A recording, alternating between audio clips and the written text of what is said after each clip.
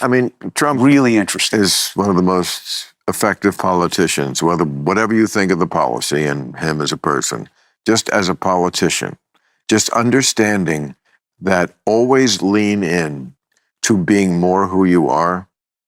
The people are not savvy about issues, but they smell a phony a mile away. And that kind of nobody else does it. You know, there's a couple of times when, I mean, look, I've been his biggest critic for good reason. And when he got reelected, I said, I'm not going to pre-hate anything. And then the first week I said, well, there's lots of things I hate because I do. Okay, there's some things I don't hate also, but the way he can do that and sometimes kind of make me go, oh man, I got to give it up. Like when he did that thing where the guy came in from the Taliban and he said, this is an aerial picture of your house. If during our withdrawal, one American is hurt, just know I know where you live. I was like, oh, can we just play the music now? Because I don't care. It's Donald Trump and he's the worst person ever, blah, blah, blah. I love that.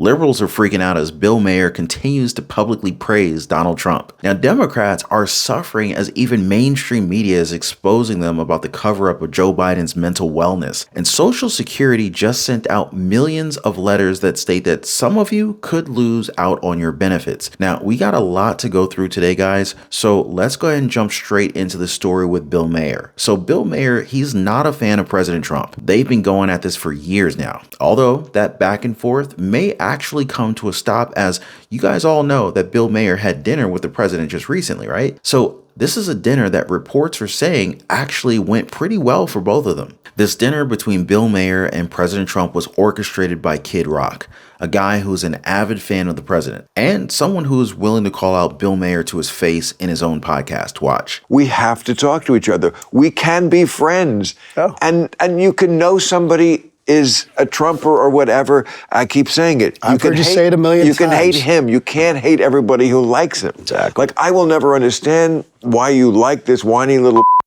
He's, you know, you're such a real man and he's such a little He's always... But when you're bashing him, that's what I say. I go, I can't believe I'm watching this whiny little I know. I'm like, I jump through the TV and smack one on Bill Maher, man. Because, you know, you get to walk that fine line as a comedian, like Jon Stewart, and so many people, where you get to interject your politics into the comedy, which is, you know, a very blurred line, which I love, which is fun. I think everybody should be able to do it at any level. Say any f***ing word you want. And I've heard you say it, and I agree, and I've been saying it for years. Context matters. That is Kid Rock calling Bill Maher a whiny little you-know-what. Now, since we're talking about context here, Bill Maher talked about President Trump threatening a Taliban leader to his face, something that Representative Wesley Hunt confirmed some time ago. Check this out. I'm gonna give you my favorite President Trump story. This is my #1 favorite of all time. When we were negotiating with the Taliban, while President Trump was still the president, President Trump wanted to get out of Afghanistan, but he wanted a conditions-based withdrawal, meaning that you do what we tell you to do, and then we will start pulling troops back slowly as long as you abide by our rules. It's President Trump and Mike Pompeo, and they are talking to Taliban leadership in the room, and they had one translator in the room. President Trump looked at the Taliban leader and said this: I want to leave Afghanistan, but it's going to be a conditions-based withdrawal. And translator translated. And he said, if you harm a hair on a single American, I'm going to kill you. And the translator goes, and Trump goes, tell him. Yes. Tell him what I said. Tell him what I said. Reached in his pocket, pulled out a satellite photo of the leader of the Taliban's home and handed it to him. Shut up. Got up and walked out the room. So this is what a leader does for his people. And even Bill Maher had to admit that President Trump is that guy, suggesting that Democrats need to find their own alpha. Yeah, good luck with that one. And hey guys, I keep getting messages from you guys, comments saying, hey Ron, I keep missing your videos. I keep missing the breaking news. Can you please make sure I get notified? So I've taken care of you guys. All you got to do is hit the link in the description down below this video or in the pinned comment and join the breaking news newsletter. That's it. Totally free. One time they were doing something was going on with, and he said, you know what? When you come after New York, you got to go through me. It's like, oh, hometown boy. You know, he has those moments that no other politician has. And the Democrats have to find that guy. They need a message, and then you find, you find the messenger. No, but that's how it worked for Trump. That's that's the worst thing. The Democrats always say, message, here a message. Yeah, first of all, they did, and they don't like it. Second of all, they don't give a shit. It's not about the message. Trump changes his message from day to day. Tariffs everywhere, tariffs nowhere. Those are policy It doesn't decisions. matter. But they don't care about policy. His They message- don't understand it. His message is, I'm me, I'm strong, and I'm daddy. You know, they're on this daddy thing, you know, and people want a daddy.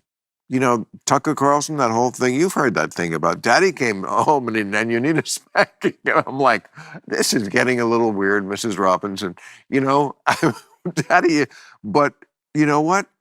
That's what works, and that's what people respond to. They don't know the issues. They don't know the facts. I and agree. they have no interest in learning about them.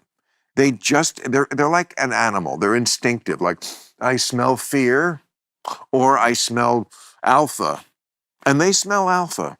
And Democrats have to come up with an alpha. And it's not Tim Walz. No, probably not. Now, can you imagine Joe Biden being that guy, or maybe even Kamala Harris? They probably get laughed at. And speaking of the former president, Democrats are back in hot water. Not that they've left it since President Trump won, but this time around, even their closest allies are criticizing them about Joe Biden. And when I talk about allies, I'm actually talking about legacy media. CNN's Jake Tapper, a once proud defender of Joe Biden, is now attacking the left for putting up a frail old man as their presidential nominee. Listen to how he drills into this guy who's obviously not an alpha himself. I'm talking about Tim Walz. That is horrific, don't you- but we don't do a good job of telling that. Don't you think your party needs to acknowledge that President Biden was not up for the job of running for re-election and that this was a major mistake by the He made that Democrat- decision. I know, but you all went Yeah, along with he the made that idea that he was decision. up for it and he wasn't. And everybody saw it and the country rejected it. Yeah, well, look, history will tell us to go back on that. That very well could be the case, Jake. What I'm concerned about is learning from those lessons. I would hope we would never do it again, make a mistake, make sure we go through and get someone. But I don't know where it helps us going forward. I certainly am deeply concerned that Donald Trump is going to lead us down a horrific. Look, thank God it's tariffs that he said. Donald Trump listens to no one. Remember, Donald Trump has statements about, I don't think nuclear war would be that bad. I guess we're lucky that he went after tariffs instead of that route. Yeah. We have an issue in this country that is going to impact us. And if there is not a loyal opposition, if there's not some soul searching on our side, if there's not reaching out to those folks who are in the streets, they're leading right now. So quick question. I would tell everybody, you better get with them. Yeah. It's funny how CNN has been flip-flopping regarding Joe Biden and how bad he actually is as a president, or was as a president. But it is surprising to see them openly call out Democrats when we all know that they lean to the left. You saw how Tim Walz seemed surprised to be asked such tough questions about their party, right? Proving that they lied to the entire nation about their former president. Hey, by the way, guys, you've got to check out the Inner Circle. This is where our true supporters get exclusive access to content that I just can't share here, completely commercial free.